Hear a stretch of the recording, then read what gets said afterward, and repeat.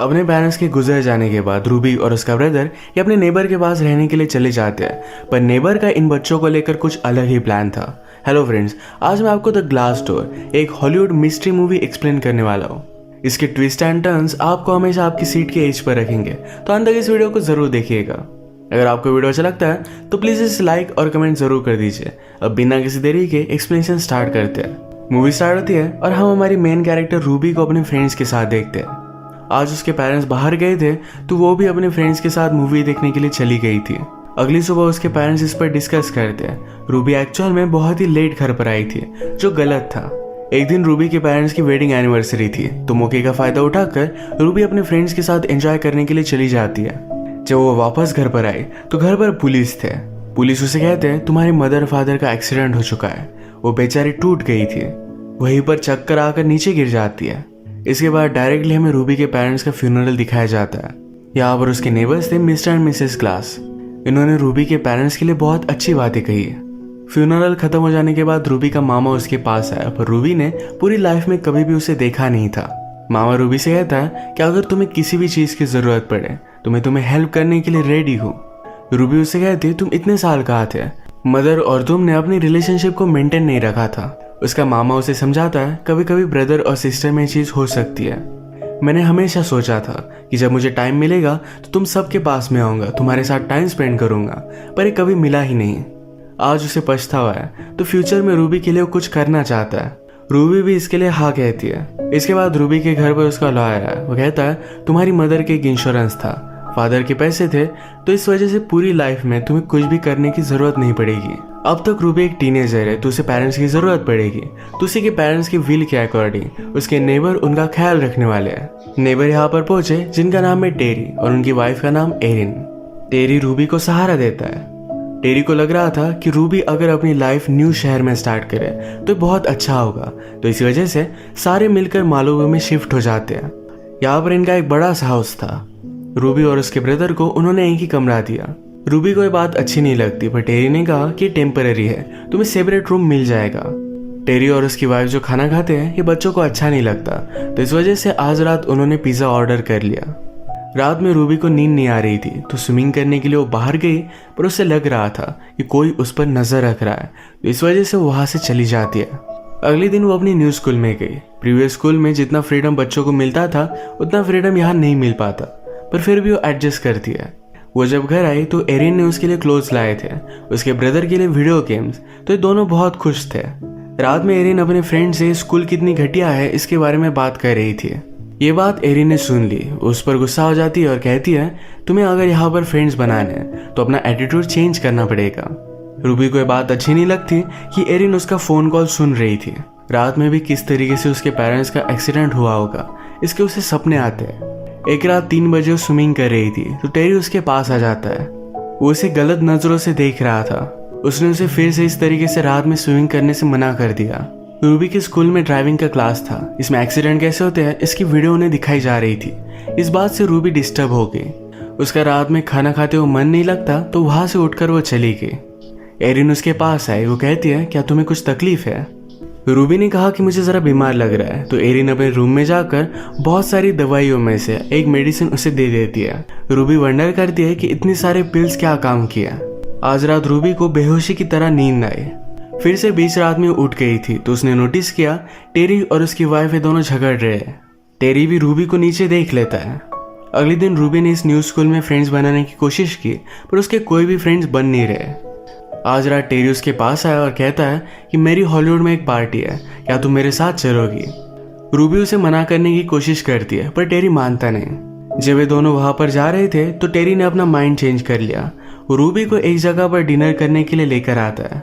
उसने उसे समझाया कि कल रात तुमने जो भी देखा, ये हस्बैंड वाइफ में झगड़े तो चलते ही रहते हैं। कभी कभी एरिन के साथ रहना ये लोनली हो सकता है। फिर से घर वापस आते वक्त टेरी बहुत ही फास्ट गाड़ी चला रहा था। रूबी उसे स्लो करने के लिए कहती है तो रोक लेता है। वो उसके बहुत ही पास आ गया था। रूबी डर गई तो अपना माइंड चेंज कर सिर्फ उसका सीट बेल्ट वो लगा देता है। घर आने पर रूबी नोटिस करती है कि एरिन खुद को सिरिंज लगा रही थी। ये सब बातें रूबी को बहुत गलत लगी, तो डायरेक्टली अपनी सिटी में आकर लॉयर से वो बात करती है। लॉयर को लगता है कि शायद रूबी को कुछ मिसअंडरस्टैंडिंग हुई। उसने रूबी को समझाने की कोशिश की कि अगर टेरी के साथ तुम नहीं रह पाए तो तुम्हें गवर्नमेंट की अलग अलग फैमिलीज में जाना पड़ेगा, जो तुम्हारे लिए सही नहीं होगा। जो हेल्प रूबी को चाहिए थी ये नहीं मिल पाती, पर फिर भी लॉयर कुछ करने वाला था। रूबी के जाते ही लॉयर टेरी को कॉल कर सब कुछ बता देता है। घर आने पर टेरी और एरिन ने उसे बात करते हैं। एरिन ने कहा कि मुझे डायबिटीज की बीमारी है। कल जब मैं इंजेक्शन लगा रही थी तो डायबिटीज की मेडिसिन ले रही थी। रूबी को भी उन पर बिल्ली हो जाता है। नेक्स्ट सीन में रूबी अपने स्कूल में ड्राइविंग की क्लास ले रही थी। ये उसके लिए बहुत ही हार्ड था। एक दिन वो टेरी से मिलने के लिए उसके ऑफिस में जाती है। टेरी के साथ कुछ लोग थे जो उसे धमका रहे थे। उन्होंने उसे मारने की भी कोशिश की। रूबी ये देखकर डर गई और नीचे वर्कशॉप में आई। यहाँ पर उसने नोटिस किया कि उसकी पेरेंट्स की कार है। इन रियलिटी एक्सीडेंट में उसे बर्बाद हो जाना चाहिए था। घर जाते वक्त टेरी रूबी को समझाता है कि बिजनेस है, बिजनेस में कभी कभी इस तरीके की चीजें होती रहती है, इस बात से तुम डरना मत। रात में रूबी ने अपने पेरेंट्स की डेथ की न्यूज निकाली। उसे पता चलता है कि जब उनकी डेथ हुई थी वो BMW चला रहे थे, पर उसके पेरेंट्स के पास तो BMW थी ही नहीं। उसने लॉयर को कॉल किया और कहा कि मेरे पेरेंट्स किसकी कार चला रहे थे, इसके बारे में जरा इन्फॉर्मेशन निकालो। आज रात रूबी को एक ऐसे कंप्लीट करना था, पर वो वैसे ही सो गई। टेरी ये चीज नोटिस करता है और रात में उसने पूरा ऐसे लिख डाला। सुबह जब रूबी ये नोटिस करती है तो उसे बहुत अच्छा लगता है। नेक्स्ट सीन में हम देखते हैं रूबी को उसके स्कूल में मिलने के लिए उसकी सोशल वर्कर आई हुई थी। रूबी के लॉयर ने उसे भेजा हुआ था। सोशल वर्कर को जब पता चला कि रूबी और उसका ब्रदर एक ही रूम में रहते हैं तो उसे गलत लगा। अब वो इंस्पेक्शन के लिए आने वाली थी। इवनिंग में इंस्पेक्शन के लिए जब वो उनके घर पर पहुंची तो टेरी ने ऑलरेडी इनके रूम अलग अलग कर दिए थे। रूबी का ब्रदर भी टेरी के बारे में बहुत अच्छी चीजें कहता है। सोशल वर्कर को छोड़ने के लिए सब लोग जब बाहर गए तो रूबी ने ट्रैश कैन में नोटिस किया कि उसके कॉलेज का लेटर था। टेरी ने रूबी के कॉलेज को कैंसिल कर दिया और उसके सारे पैसे फिर से वापस ले लिए थे।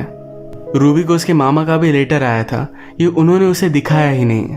ये सब बातें रूबी को बहुत ही सस्पिशियस लगी। रात में ईमेल से अपने लॉयर को कांटेक्ट करने की वो कोशिश करती है, पर टेरी ने उसका अकाउंट बंद करवा दिया था। रूबी नोटिस करती है कि टेरी जरा डिस्टर्ब है और फोन पर बात कर रहा है, तो वो नीचे आके उसकी सारी कन्वर्सेशन सुन रही थी। टेरी फोन पर बता रहा था कि मैं आपके सारे पैसे वापस कर दूंगा। एक्चुअल में मेरा एक बिजनेस पार्टनर था, उसने मुझे धोखा दिया, पर अब मेरे पास बहुत सारे पैसे हैं, मैं थोड़े थोड़े कर आपके सारे पैसे दे दूंगा। अभी मैं $30,000 भेज रहा हूँ। ये वही $30,000 थे जो रूबी के कॉलेज से वापस आए थे, यानी कि वो सारे पैसे उसी से लूट रहा है। अगले दिन रूबी को उसके लॉयर का स्कूल में कॉल आया। उसने कहा कि जो गाड़ी तुम्हारे पेरेंट्स चला रहे थे ये एक्चुअल में टेरी की थी। अब रूबी का सारा शक टेरी पर ही था। टेरी ने रूबी का जो ऐसे लिखा था ये भी कॉपी कर लिखा था। ये बात स्कूल में पकड़ी जाती है। इसके पीछे भी टेरी ही था। अब रूबी को पता था कि वो डेंजर में है, इस घर में वो नहीं रह सकती। बीच रात छुपके से जाकर टेरी की गाड़ी वो चोरी कर लेती है। अपने ब्रदर को उसने उठाया और गाड़ी में बैठ गई। उसे सही से चलानी आती नहीं थी, पर फिर भी वो वहां से निकल गई।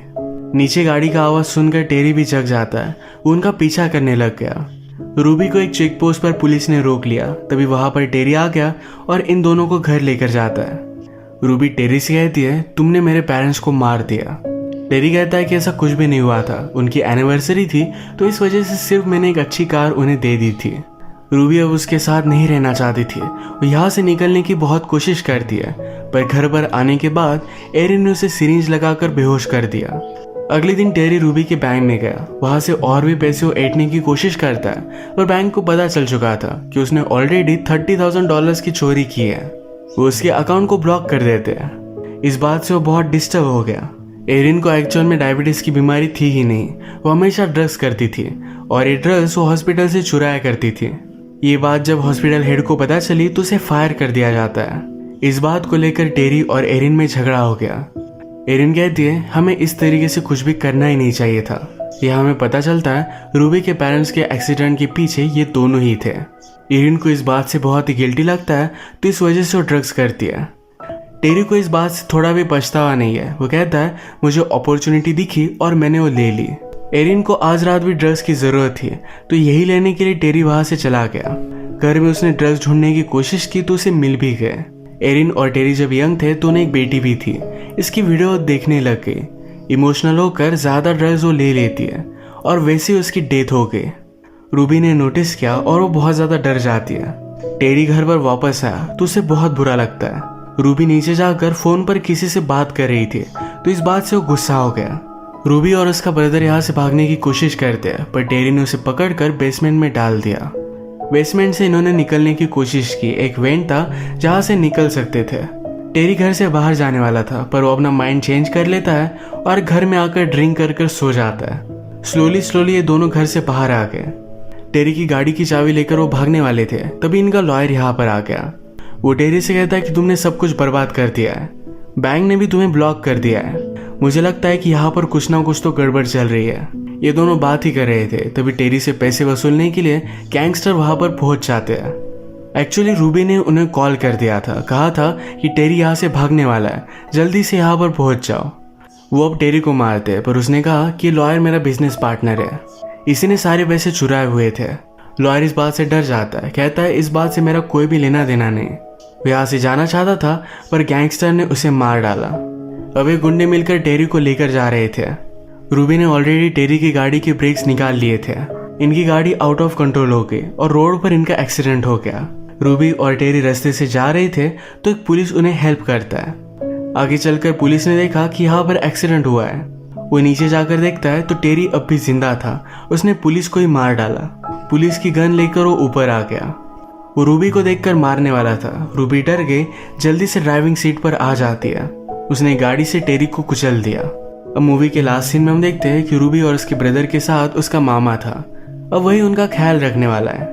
इसी के साथ ये मूवी एंड हो जाती है। अगर आपको वीडियो अच्छा लगा तो प्लीज़ इसे लाइक कर दीजिएगा। मैं बहुत सारी मूवीज़ लेकर आता रहता हूँ तो प्लीज़ इस चैनल को सब्सक्राइब कर दीजिए और बेल नोटिफिकेशन आइकॉन दबाना मत भूलिएगा। हम फिर से मिलेंगे और एक नई मूवी के साथ। तब तक के लिए थैंक यू और आप अपने आप का ख्याल रखिए।